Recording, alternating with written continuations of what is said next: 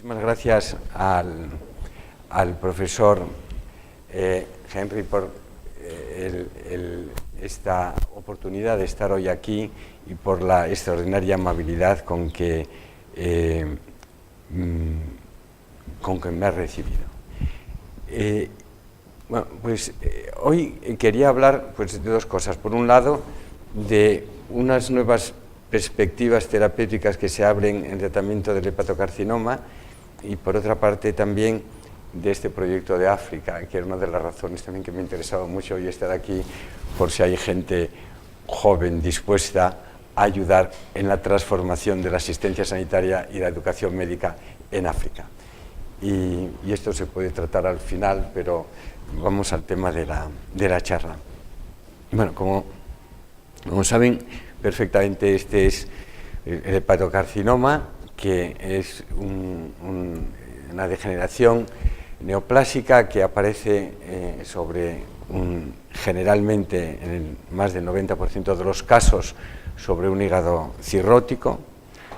Es la tercera causa de muerte por cáncer en el mundo, con más de 700.000 muertes al año, tiene una incidencia creciente, se desarrolla, como he mencionado, sobre un daño hepático crónico persistente, es altamente prevalente en Asia y en África por la alta incidencia de hepatitis B. Comentábamos antes en el café previo a la charla cómo hay una verdadera endemia en el África continental de hepatitis B, en la población de varones entre 20 y 40 años. En Luanda, por ejemplo, 20% de la población está infectada por virus de la hepatitis B. Por tanto, consecuencia, la prevalencia de hepatocarcinoma es muy elevada, y también por la presencia en los alimentos de aflatoxina B. Y es una enfermedad que, como saben, es asintomática en sus primeras fases de desarrollo y que muchas veces es diagnosticado en fases avanzadas de la enfermedad cuando los tratamientos curativos no son aplicables, y que es conveniente hacer un cribaje, un despistaje de la enfermedad en todo paciente cirrótico mediante ecografías cada 6 meses, y parece que las evidencias indican que la adición de alfa-fetoproteína a la ecografía semestral aporta poco en el diagnóstico de la enfermedad. Es una enfermedad que se desarrolla de una manera, diríamos, progresiva, en pasos sucesivos, de tal manera que cuando hay un daño crónico hepático, se desarrolla sobre el hígado normal una hepatitis crónica. La hepatitis crónica persistente evoluciona a cirrosis, sobre la cirrosis caracterizada por la presencia de nódulos de regeneración rodeados de tejido fibrótico. Algunos de los nódulos pueden desarrollar con el tiempo cambios displásicos, dando lugar finalmente a un hepatocarcinoma temprano, y luego un hepatocarcinoma que progresa. Y toda esta secuencia se acompaña de cambios epigenéticos y genéticos. Que veremos a continuación.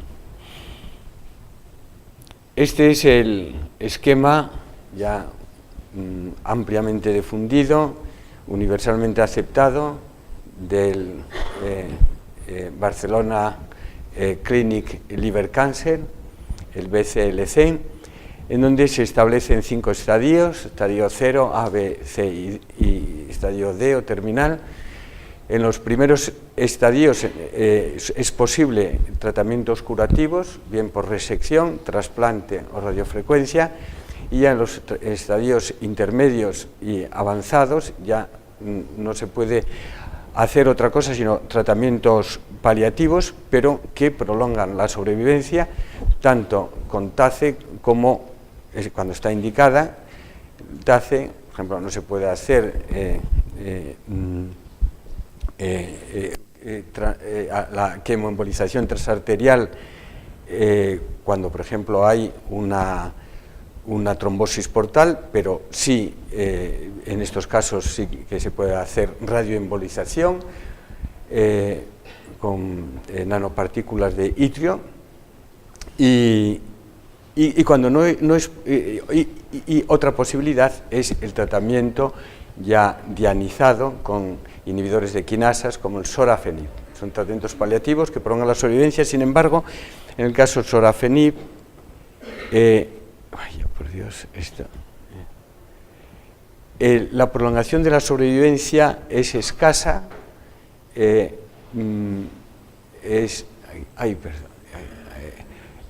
escasa, de manera que pasa de 7 meses a 8 meses a 10 meses, o sea, unos 2 meses y medio, de manera que es evidente que, como muchos hepatocarcinomas son diagnosticados en estas fases intermedias o avanzadas, es evidente que necesitamos nuevas aproximaciones terapéuticas. Y de esto es lo que vengo a comentar, por donde se nos abren los caminos.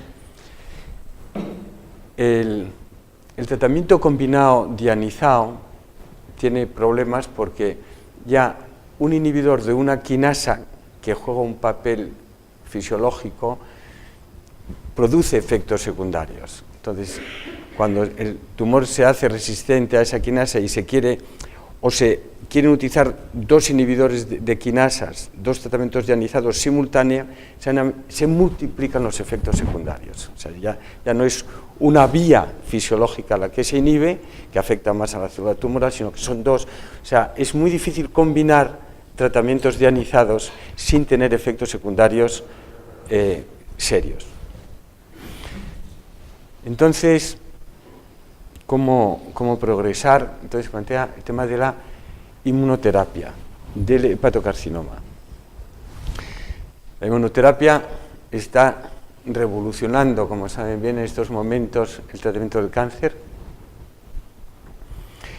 Los bloqueantes de los checkpoint inmunes están cambiando los modos de tratamiento en oncología, y también más recientemente la terapia celular adoptiva con células C ingenierizadas, son capaces de, en una sola administración de terapia celular adoptiva, curar, por ejemplo, leucemias agudas resistentes al tratamiento quimioterápico. O sea, estamos asistiendo a un cambio en nuestros paradigmas terapéuticos. ¿Por qué inmunoterapia? Porque el hepatocarcinoma es antigénico. En general, no todos los tumores tienen el mismo grado de antigenicidad. Dependen la antigenicidad de los cambios mutacionales que se operen en los tumores. Hay tumores con... por ejemplo, los tumores infantiles son tumores con poca carga mutacional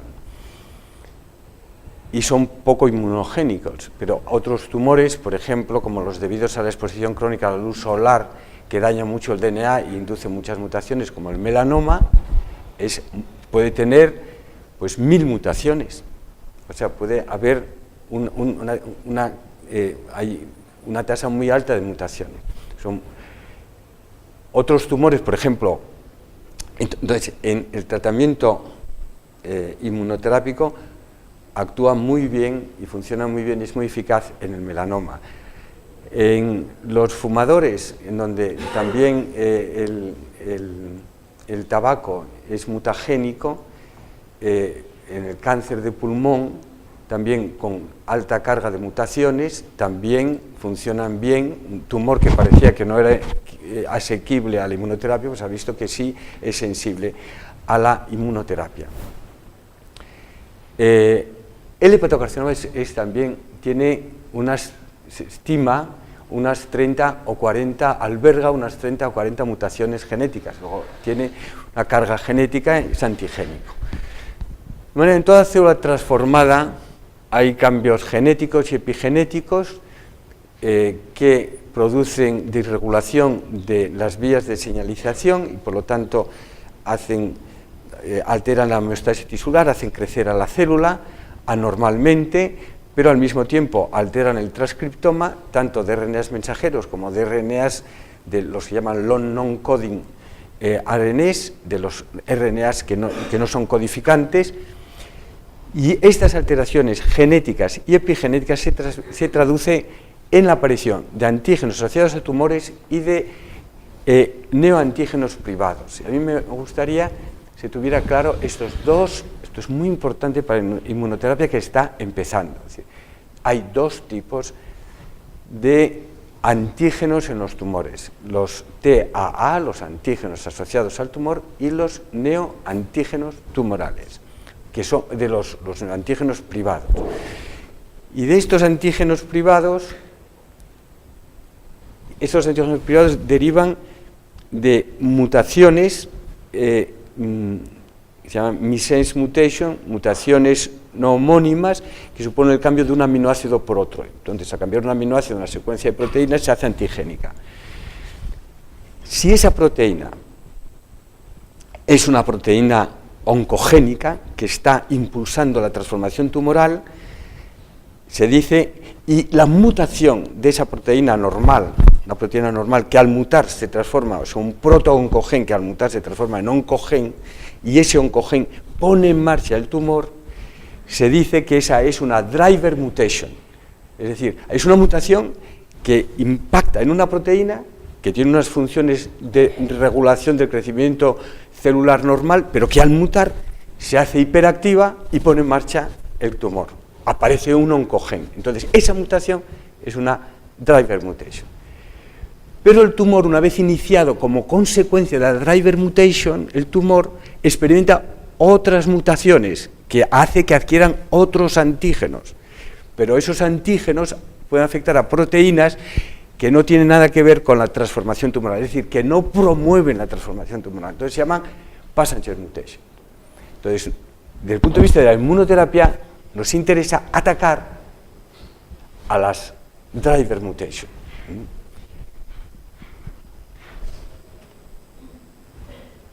Bueno, esto es para los alumnos, ahí, para que lo entiendan bien, esto, pues, un hepatocito con el núcleo, el promotor, el gen, y antes con el promotor del gen, y cómo al unirse un factor de transcripción al promotor se estimula la expresión del gen, y entonces del gen derivan RNAs mensajeros que dan lugar a proteínas, o RNAs no codificantes que producen otros cambios funcionales en las células muy importantes, y cómo pues la homeostasis tisular y las mutaciones de las células depende de señales que vienen de fuera, esas señales que se unen a un receptor, aquí a la izquierda diapositiva, un receptor que pone en marcha unas vías de señalización que al final hace que se activen unos factores de transcripción en el núcleo y se produzca una proteína, ¿no?, determinada. Bueno, entonces, en el cáncer pues hay una disregulación de los factores de crecimiento, de los receptores de factores de crecimiento, de las vías de señalización, hay una alteración en el transcriptoma, es decir, que es el conjunto de RNA que se produce por una célula. Estos son los cambios epigenéticos que pueden ocurrir en el cáncer. En el cáncer, como consecuencia del daño hepático continuado, antes de que aparezca cáncer, se producen cambios epigenéticos, porque un hepatocito es una célula preparada para estar quieta. Yo cuando hay un investigador que cambia mucho de sitio, digo, este no va a poder hacer ciencia bien, porque hay que estar un poco quieto. En la época de formación pues hay que moverse, hay que ir a un sitio, hay que ir a otro, hay que formarse bien. Pasan unos años de movimiento, pero luego tiene que darse quieto y empezar a dar fruto, y hacer una escuela, y empezar a crear un grupo, y empezar a trabajar. Y tal. Lo mismo pasa en el hepatocito. El hepatocito, para hacer sus funciones, tiene que hacer muchísimo trabajo el hepatocito. Tiene que regular la cantidad de glucosa, tiene que regular la concentración de proteínas, de los factores de coagulación. El hepatocito está súper ocupado. Es que hace tantas cosas. Y tiene que estar quieto, no se puede dividir. Entonces, pero sin embargo, si hay daño, pues los hepatocitos que quedan sanos tienen que entrar en ciclo, tienen que reparar la pérdida de sustancia producida por la pérdida de parénquima producida por el daño. Entonces tienen que dejar de hacer lo que hacen para dividirse. Unos quedan quietos y siguen las funciones, pero otros se desdiferencian para dividirse, dejan de producir, de sintetizar albúmina bien, de secretar bilirrubina, de cumplir las funciones metabólicas, sintetizar urea, etcétera, y se dividen. Pero si hay mucho daño y continuamente muchos hepatocitos acaban perdiendo sus funciones específicas, se llama desdiferenciación. En la cirrosis, con insuficiencia hepática, no es que haya menos hepatocitos, con una cantidad pequeña de hepatocitos normales después de una hepatectomía de un hígado sano hacen una función normal. En el hígado cirrótico hay muchos más hepatocitos que después de una hepatectomía amplia en un hígado normal que cursa con buena función hepática. Hay muchos más hepatocitos y no funciona, no sintetiza albúmina, no sintetiza factores de coagulación, porque están desdiferenciados. ¿Qué quiere decir? Que los factores de transcripción que activan a los genes que determinan el fenotipo diferenciado, esos factores están ausentes. ¿Por qué? Porque hay cambios epigenéticos, por ejemplo, metilación de promotores que producen metilación y por tanto de represión de un gen. En cambio pueden activarse otros genes que intervienen en división celular porque se produce acetilación de estonas y la acetilación de estonas produce un aumento en la expresión de los genes donde esas histonas están acetiladas. Luego hay unos genes que implicados en la división que se activan, unos genes implicados en las funciones diferenciadas que se reprimen. Estos son cambios epigenéticos. Aquí no hay nada de mutación. Esos no son cambios genéticos, son cambios epigenéticos. Pero, si el daño persiste, se pueden producir daño del DNA. Y aparecen mutaciones. Mutaciones, ya hay cambios genéticos. Aparece una mutación en el DNA que da lugar a un RNA mutado, que da lugar a una proteína mutada, y una proteína mutada que puede tener una ganancia o una pérdida de función. Los tumores, los antígenos asociados a tumor, por ejemplo, el Glipican 3 asociado a hepatocarcinoma, que es una diana para la inmunoterapia, el Glipican 3 es una proteína normal, pero que se produce en exceso en el tumor, como consecuencia de cambios epigenéticos. Ese es un Tumor Associated Antigen, TAA. Pero, y ese aumento de Glipican 3 ocurre en muchos hepatocarcinomas distintos. Por eso un tratamiento contra el Glipican 3 se puede aplicar a distintos pacientes. Pero las mutaciones son antígenos privados, son propios del tumor de ese paciente. Si yo tengo una hepatocarcinoma, de mi hepatocarcinoma puedo tener 40 mutaciones privadas que están aquí y en el hepatocarcinoma de otro son otras distintas. Por lo tanto, estas son privadas mías, son distintas de las otras. Hay que estudiar mi exoma completo para detectar esas 30 o 40 mutaciones de mi tumor, que van a ser distintas de las mutaciones del tumor de otra persona, al que hay que hacer un exoma completo para detectarlas. Bueno, porque nos vamos acercando cada vez más a una medicina de precisión y personalizada. Y este es el campo que empieza ahora a abrirse. Entonces, y la tecnología, por ejemplo, cuando hay una mutación puede cambiar. Aquí arriba tenemos esto de aquí, es que no funciona. Aquí no. Por aquí, ¿no? ¿Se ve? ¿Se ve? Ah, sí, ¿y se ve? ¿Se ve? ¿Se ve así? ¿Sí? Sí, la flechita se ve. La flecha se ve, ¿eh? Los que tienen buena vista. Bien. Entonces, esto, bueno, pues yo creo que esto es si se produce un cambio de una base por otra, se produce un cambio de un aminoácido por otro y da lugar, por lo tanto, a una proteína con una secuencia mutada y, por tanto, antigénica. Y otras veces, pues una delección o una inserción pueden hacer un cambio en la secuencia de lectura y a partir de un determinado momento seguir una secuencia de aminoácidos completamente distinta a la anterior. Entonces, estos aparecen así, por lo tanto, neoepítopes, es decir, partes de la secuencia de la proteína que se aplican, que se unen a las moléculas HLA en la membrana de la célula tumoral y que tienen unas secuencias que son anormales, como no son secuencias naturales, son reconocidas por el sistema inmune. Los linfocitos CD8 citotóxicos reconocen a estos neoepítopes en moléculas HLA de clase 1, los CD4 reconocen a estos neoepítopes en moléculas HLA clase 2. Entonces, el tumor, por efecto de estas mutaciones, genera una serie de neoepítopes que lo expresa en la membrana y el tumor se hace antigénico, como si fuera una infección.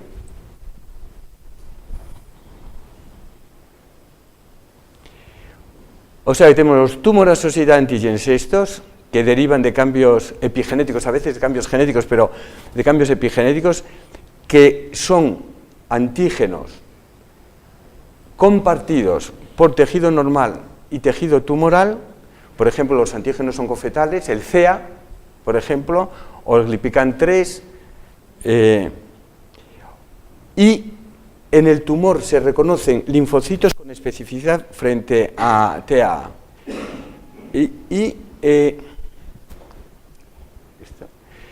Y luego están los neoantígenos tumorales, que derivan de mutaciones no sinónimas, que son antígenos privados del cáncer. Entre TIL significa linfocitos que infiltran el tumor. Estos son muy importantes, estos linfocitos.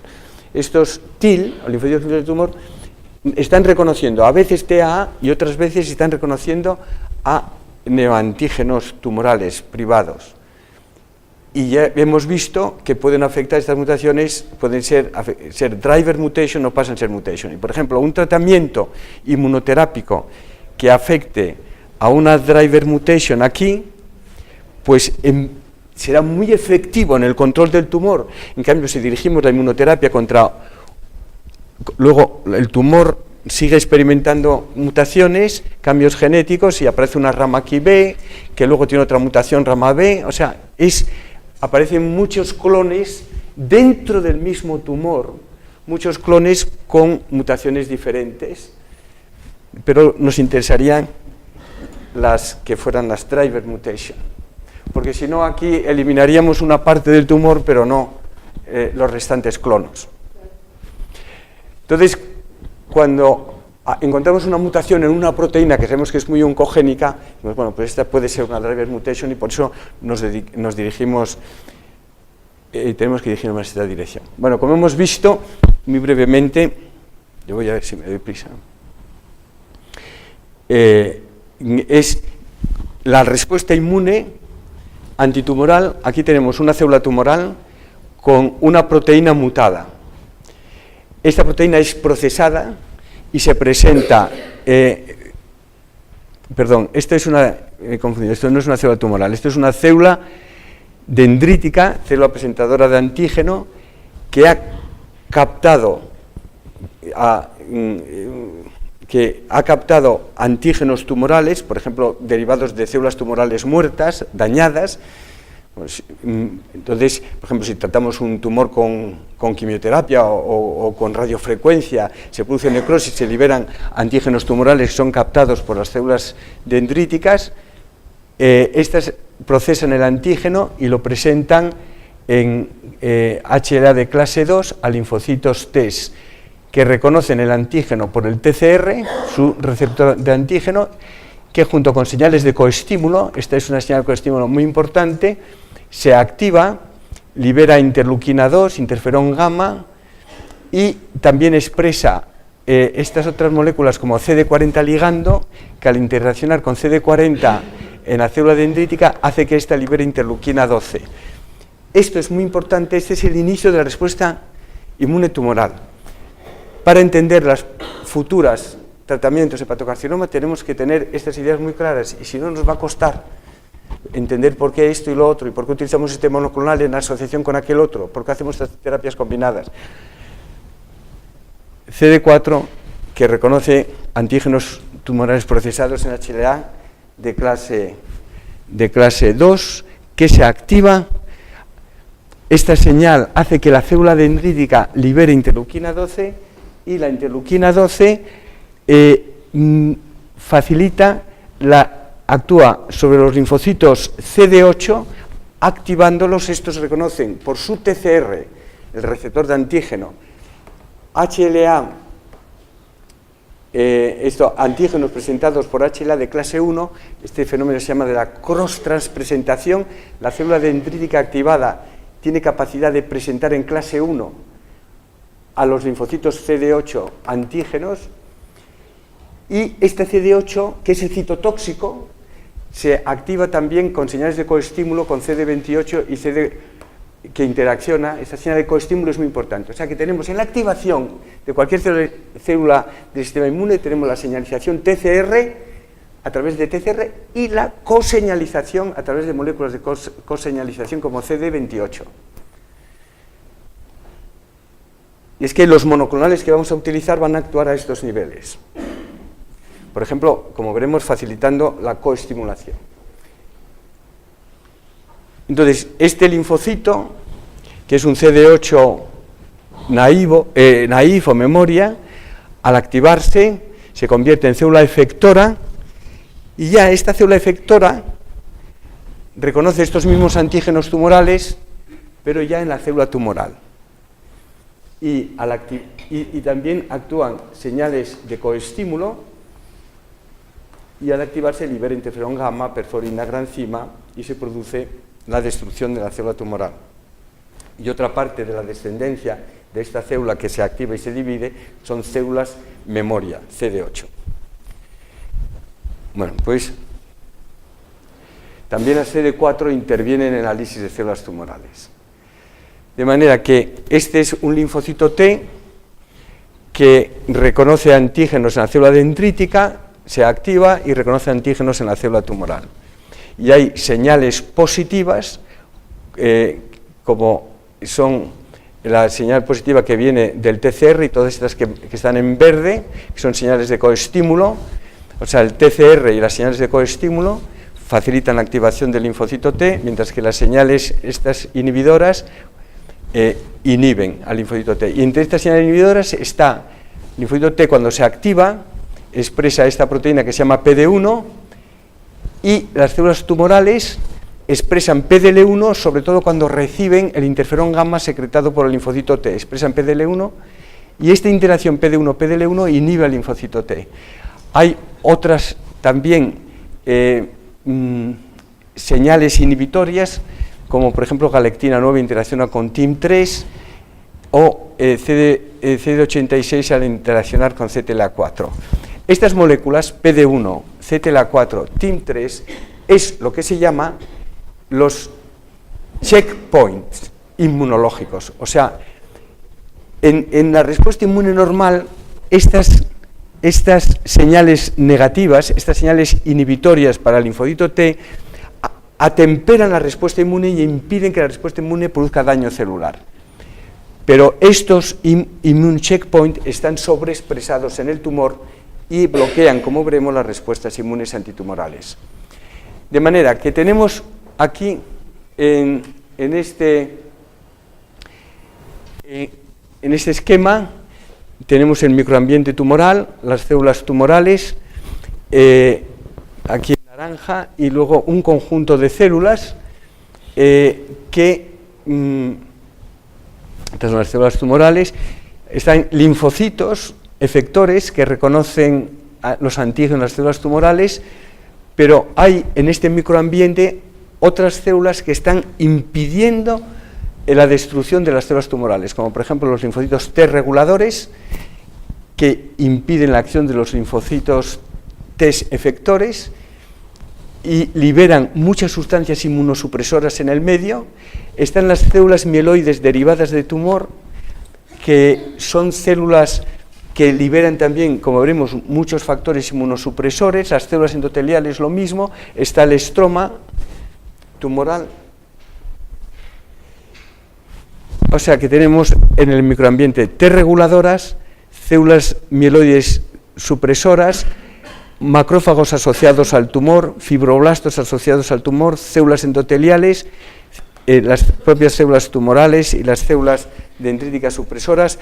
Todas ellas liberan un conjunto de sustancias inmunosupresoras como interleuquina 10, TGF-beta, adenosina. Adenosina es tremendamente inmunosupresor y el tumor está lleno de adenosina, arginasa, el VEGF, Vascular Endothelial Growth Factor, y como hemos mencionado, hay una alta expresión de estos checkpoints inmunológicos.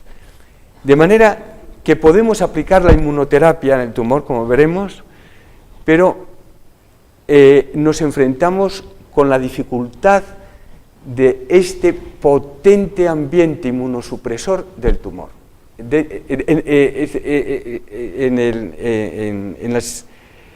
En el interior del nódulo tumoral. Los linfocitos que encontramos dentro del tumor son linfocitos exhaustos. Exhaustos por una exposición crónica al antígeno, porque hay en el medio muchos mediadores solubles inhibidores y porque estos linfocitos expresan todas estas moléculas que producen señales inhibitorias como PD1, BTLA, LAC3 o TIM3, los immune checkpoint. Encontramos células T exhaustas. El bloqueo de una de estas células inhibitorias, el PD1, con un anticuerpo anti-PD1, empezó a mostrar estos resultados en melanoma muy antigénico. Es un tumor que ha acumulado muchas mutaciones por exposición a la luz ultravioleta. Esta es la masa en el mediastino, esta es una metástasis melanoma en el hígado, antes del tratamiento y después de la aplicación del lambrozizumab, que es un anti-PD1, y es impresionante la reducción de la masa en el mediastino, la desaparición y cómo el tumor está infiltrado de linfocitos. Fueron estas respuestas en melanoma lo que hizo lanzar todo el programa de la inmunoterapia y además no solamente esto, sino también los inhibidores del CTLA4, otro checkpoint inmunológico. Entonces, aquí con el ipilimumab vimos estas respuestas. Es interesante el tipo como veremos, la diferencia entre cómo se responde a los tratamientos ionizados o la quimioterapia y cómo es la respuesta a la inmunoterapia. Es distinta el tipo de respuesta. Lo que ocurre con la inmunoterapia es que se llega a un plató de personas de larga sobrevivencia. Un 20% de pacientes tratados con ipilimumab tienen una sobrevivencia, se han curado o quedan las células tumorales controladas por el sistema inmune, pero persiste un plató de pacientes de larga sobrevivencia. No es simplemente un aumento de la sobrevida, sino que queda un paciente de largos sobrevivientes. Y cuando al ipilimumab se le combina con anti-CTLA4, con anti-PD1, el ipilimumab es un anti-CTLA4, cuando se le combina anti-PD1 y anti-CTLA4, se encuentra este tipo de respuesta con una desaparición de todas las masas tumorales, o sea, una respuesta completa, el 22%, y una sobrevivencia a la larga de más del 50% de los pacientes. Esto es algo nunca visto antes. Luego, estos datos, que no son tan antiguos, son de 2015, pues está revolucionando todo el área. ¿Y qué decimos de hepatocarcinoma? Bueno, lo que comentaba antes, este es el tipo de respuesta en el tratamiento dianizado que prolonga la sobrevivencia, pero luego al final la tasa de sobrevivencia final es la misma, y sin embargo en la inmunoterapia lo que se consigue es un aumento de la sobrevivencia a largo plazo. O sea, son dos curvas distintas de respuesta al tratamiento.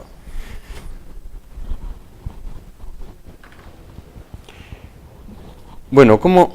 Yo ¿cuánto puedo hablar más?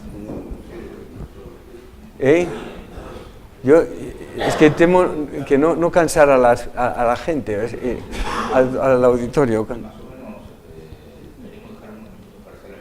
Por eso, sí. Y también quiero hablar de Angola, pero me gustaría mostrar alguna cosilla. Ah, no, bueno, pues muy bien. Yo por mí encantado. Entonces, esto... Hoy me dice, el mediodía de hoy. Sí. Entonces, bueno, ¿cómo funciona esto, no? Vamos a entender, porque estamos ya aplicando un anti-CTLA4 en el hepatocarcinoma, ¿eh? Entonces, y anti-PD1 en el hepatocarcinoma. Entonces, ¿cómo funcionan? Entonces, esto es la activación de una célula T. Una célula T se activa por la interacción del TCR con el antígeno presentado por la célula presentadora, y hace falta una señal de coestímulo, como vimos, que es interacción CD28-CD80. Hace falta las dos señales, TCR y coestímulo. Y el coestímulo es C28-CD80. Ahora, cuando la célula se activa, el CTLA4 que estaba dentro del citoplasma aflora a la superficie cuando la célula se activa, y entonces el CTLA4 desplaza al CD28 por su unión al CD80, porque tiene mucha más afinidad. Luego ya no hay coestímulo positivo, hay un coestímulo negativo, porque esta activación del CTLA4 frena las señales del TCR. Luego, esto es un checkpoint. Al activarse la célula, se activa el freno. El CTLA4 es el freno. Se activa como un coche. Vamos a más velocidad de la cuenta, se activa el freno. Pero por otra parte, las T reguladoras que mencionamos antes, que son muy abundantes en el microambiente tumoral y que suprimen las respuestas CD8, estas células T reguladoras tienen mucho CTLA4, de manera que el CTLA4 de la célula T reguladora desplaza al CD80 de la célula presentadora de su unión al CD28. Por lo tanto, también el CTLA4 expresado constitutivamente, no ya tras la activación, sino constitutivamente, permanentemente en la célula T reguladora. La célula T reguladora siempre tiene CTLA4 y por lo tanto bloquea las señales de coestímulo. Entonces, cuando nosotros utilizamos un anticuerpo anti-CTLA4, el que vimos antes, ipilimumab o tremelimumab, uno de los dos, entonces este anticuerpo se une al CTLA4 y entonces el CTLA4 queda ya inhabilitado y se puede producir de nuevo la unión del CD28 al CD80, se produce una reinvigorización de la célula T, una reinvigorización. Pero por otra parte, estos anticuerpos también se unen al CTLA4 de las T reguladoras y por un mecanismo que se llama de ADCC, las células T reguladoras se eliminan. Luego, los anti-CTLA4 hacen dos cosas. Una, reinvigorizan a la célula T y dos, eliminan T reguladoras. Pero para eso hace falta, para este segundo efecto, que el FC del anticuerpo anti-CTLA4 medie esta función. ADCC quiere decir que se una al receptor que tienen los macrófagos y que se produzca la destrucción, y esto es una propiedad del FC. Por eso, el ipilimumab, que tiene un FC de la inmunoglobulina que permite el fenómeno ADCC, el ipilimumab ha resultado más activo que el tremelimumab. Pero esto lo supimos después de cuando nosotros ya en el año 2011 iniciamos el ensayo, empezamos el ensayo con tremelimumab en el 2011 y esto no lo sabíamos y utilizamos tremelimumab en lugar de ipilimumab. Bueno, esto es cómo actúan los anti-PD1. Esto es una célula tumoral, que es reconocida por un linfocito citotóxico, un CD8. Aquí la señal tiene una señal de coestímulo, perdón, una señal de reconocimiento por el TCR, y la célula se activa, expresa unos receptores de killing de la célula tumoral, liberan interleuquina 2, interferón gamma, perforina, granzima, para matar a la célula tumoral. Ahora, cuando este citotóxico que está matando a la célula tumoral se activa y libera interferón gamma, la célula tumoral inmediatamente expresa esta molécula que se llama PDL1, mientras que el linfocito T, al activarse, expresa PD1. Y esta interacción PD1, que es propio del linfocito T activado, con el PDL1 expresado por el tumor enseguida, cuando siente el interferón gamma, cuando siente el calor del interferón gamma, enseguida produce PDL1. Y esta interacción PD1 produce la célula T exhausta. La célula T ya deja de ser capaz de producir perforina, granzima, interleuquina 2, deja de ser efectora, deja de ser citotóxica.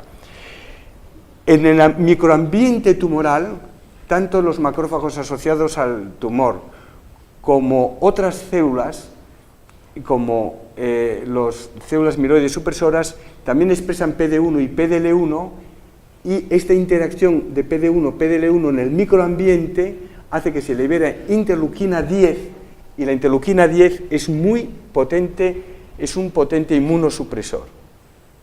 Luego, los anticuerpos anti-PD1 o anti-PDL1, porque nos sirven los dos, permiten la reinvigorización de la célula T y también eliminan todos estos efectos inmunosupresores derivados de la interacción de PD1-PDL1 en el microambiente tumoral.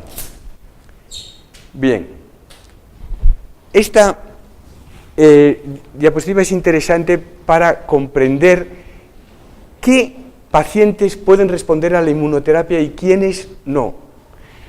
Entonces, ¿quiénes responden mejor a la inmunoterapia?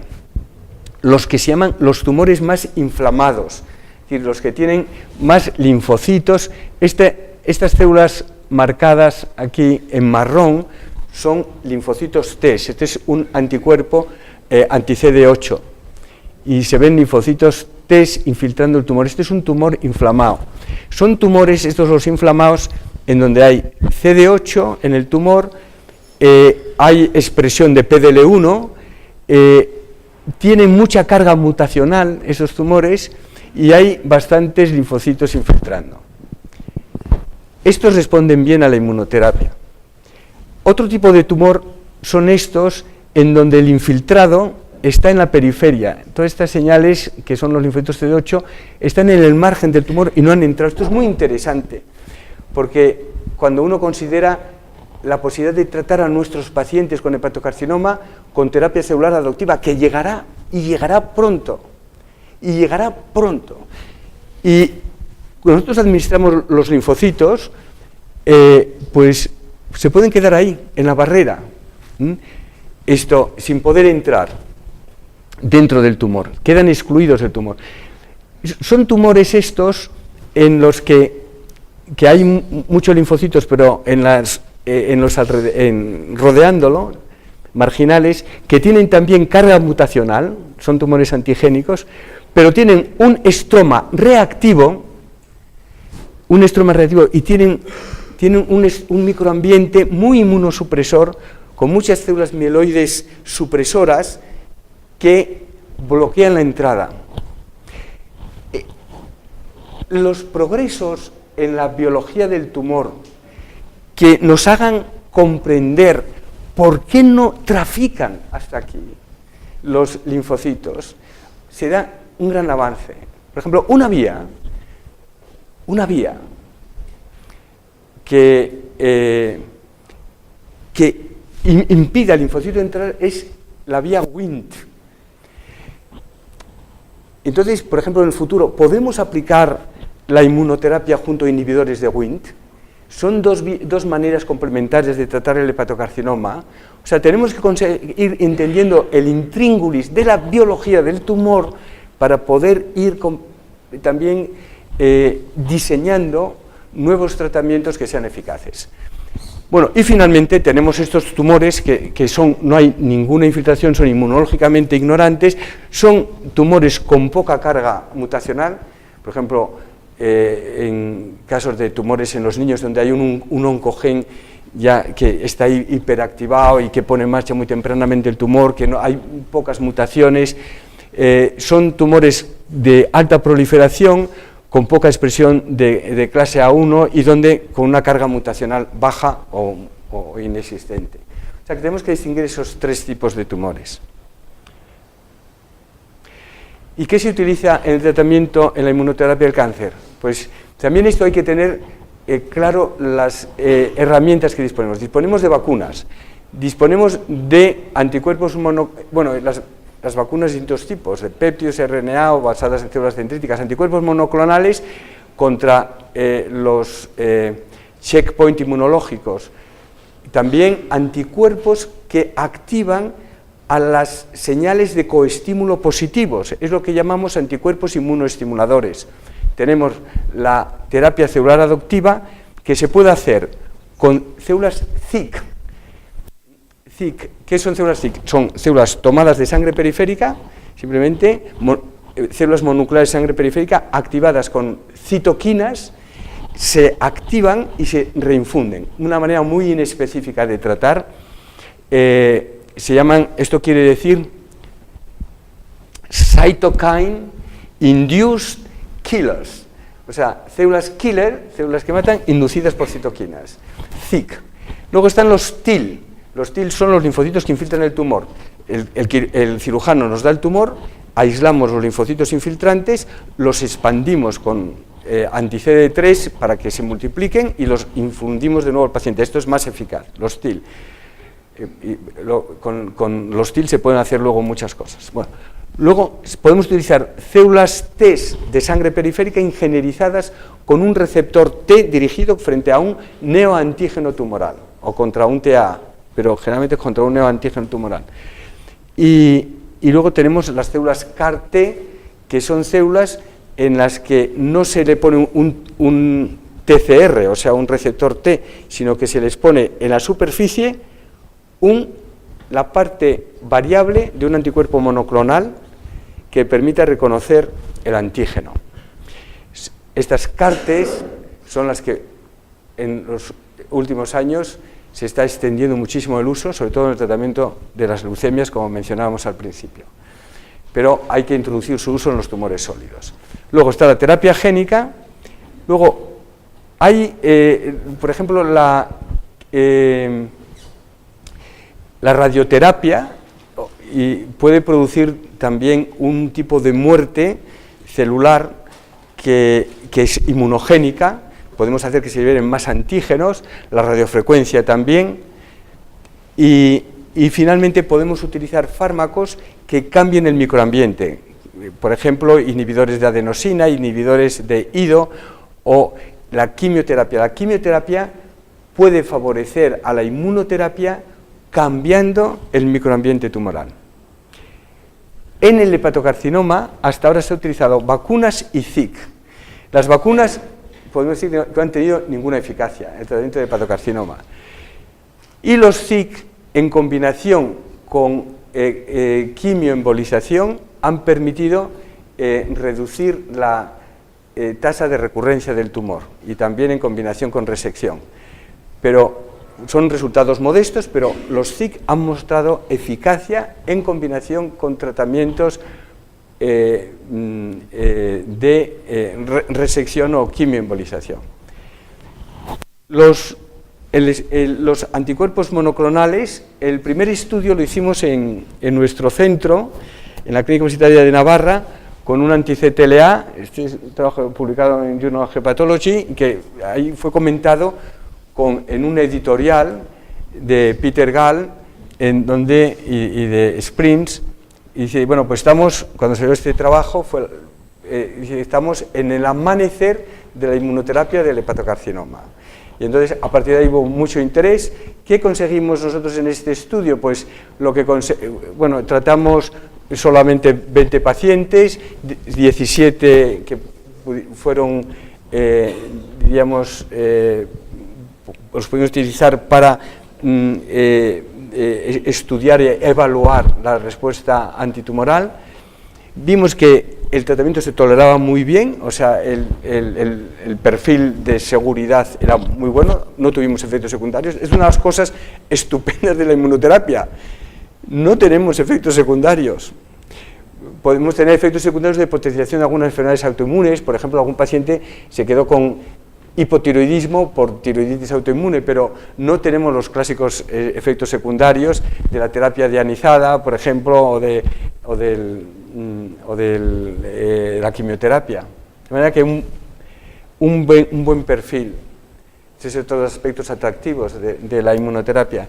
Una respuesta parcial en 17% y un control de enfermedad en 76% y un tiempo a progresión de 6 meses y medio. Y aquí tenemos el caso de un paciente con un hepatocarcinoma a los 3 meses después de la primera dosis, cómo se ha reducido, y luego se llega a hacer, tener unas dimensiones mínimas a los 9 meses después. Es uno de los casos de respuesta parcial simplemente con la administración de tremelimumab sin ningún efecto secundario. Y entonces, esto más recientemente, y esto se presentó en el ASCO, un fase 1-2 del nivolumab. El nivolumab es un anti-PD1 en pacientes con hepatocarcinoma avanzado y es llamativo, se obtuvo una respuesta completa en 2 pacientes con nivolumab solo. Una respuesta parcial en 18%, es la respuesta parcial parecida con el tremelimumab, enfermedad estable en 18 y enfermedad en progresión 12, con una sobrevivencia a los 6 meses 72% y a los 12 meses 62%, o sea, unos resultados netamente mejores a sorafenib, ¿no? Y también con muy buena tolerancia, con un perfil muy favorable de toxicidad. Y este es uno de los casos de respuesta completa de hepatocarcinoma con desaparición de lesiones. De manera que tenemos hacia adelante tenemos un porvenir de la inmunoterapia con inhibidores de los checkpoint. Hemos visto que son pocos todavía los pacientes que hacen una respuesta completa, son todavía pocos los que hacen una respuesta parcial. Tenemos que proceder a tratamientos combinados. Otra aproximación es de la terapia celular adoptiva con SIC, TIL o células genéticamente modificadas, y esto, por ejemplo, estos son células obtenidas de sangre periférica que se traducen con un vector viral. Ese vector es un virus que entra en las células y contiene un gen, el gen que codifica para el TCR, un TCR específico frente a un neoantígeno tumoral. De manera que con esto conseguimos que haya más células con ese receptor nuevo adquirido. Ellas tienen su receptor T endógeno propio, pero además adquieren uno nuevo, aquí en rojo, un TCR dirigido contra antígenos tumorales. Estas son células con un receptor. Bueno, ¿y qué es lo que se hace? Voy a ir rápidamente, es separar las células. Hay células tumorales en circulación. Muchos pacientes con hepatocarcinoma en grado avanzado tienen células tumorales en circulación que se pueden separar con anticuerpos anti-EpCAM. Estas células se pueden extraer el DNA, hacer una secuenciación masiva, todo el exoma. Esta secuenciación puede identificar los neoepítopes se sintetiza entonces el péptido, se hace que sea captado por la célula presentadora de antígeno, este péptido se incuba con los linfocitos de sangre periférica, aquellos que se activen se clonan el TCR de estos linfocitos y este sirve para construir un vector que con el TCR contra este epítope concreto, y estas células expandidas se vuelven a readministrar en el paciente. Esto es un procedimiento laborioso, hay que hacerlo para cada paciente y para cada restricción en particular. Esto es una medicina personalizada de precisión que tardará tiempo en hacerse de rutina, pero que llegará con la robotización de los procedimientos y con las técnicas masivas. Igual que ha llegado la resonancia magnética y nos parecía imposible, o el TAC y parecía imposible, pues habrá una robotización de este procedimiento para poder llegar a hacer esta medicina personalizada, aunque tenemos que esperar a que pasen años. Y más próximo, y ya están en aplicación, son los CAR-Ts, en donde lo que se utiliza es la parte variable de un anticuerpo. Esta parte variable de un anticuerpo, que es la parte que se une al antígeno, se llama SCFV. Entonces,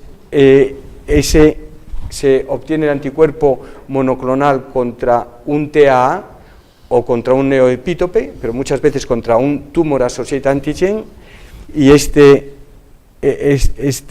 este monoclonal se puede obtener la porción variable y se puede construir un vector que contenga un gen consistente en la porción variable, una señal transmembrana y una señal intracitoplasmática, para que cuando esta parte, que es un anticuerpo en realidad, se una al antígeno, se active la célula. Esto es CAR significa Chimeric Antigen Receptor, es un antígeno quimérico que al reconocer la célula, al unirse por este receptor quimérico el antígeno tumoral, la célula se activa y adquiere capacidades líticas. Bien, entonces, este es las células ingenierizadas, y esto ya se está haciendo, y esto es posible ponerlo en marcha. La tecnología está a punto para ponerlo en marcha en muchos sitios. Se extraen las células, se transducen con el vector. Ese vector, si utilizamos un TA, vale para todos los enfermos, el mismo vector vale para todos los enfermos en donde se exprese ese TA, ese tumor associated antigen, ¿no? Si se hace un CAR para el Glipican-3 en el hepatocarcinoma, pues ese vector nos sirve para todos los pacientes donde haya abundancia de Glipican-3 en el tumor. Entonces se traduce con las células con el vector, las células se expanden y se reinyectan, al mismo tiempo que se pone una quimioterapia para deplecionar, se llama una quimioterapia linfodeplecionante. O sea, se eliminan los linfocitos endógenos. ¿Para qué se eliminan los linfocitos endógenos? Porque cuando se produce linfopenia, el organismo libera unas citoquinas homeostáticas, como la interleuquina 7, por ejemplo, que aumenta la proliferación de los linfocitos. Entonces, les quitamos los endógenos, se produce mucha interleuquina 7 y los que inyectamos van a proliferar más en el interior del individuo. De manera que este es el procedimiento.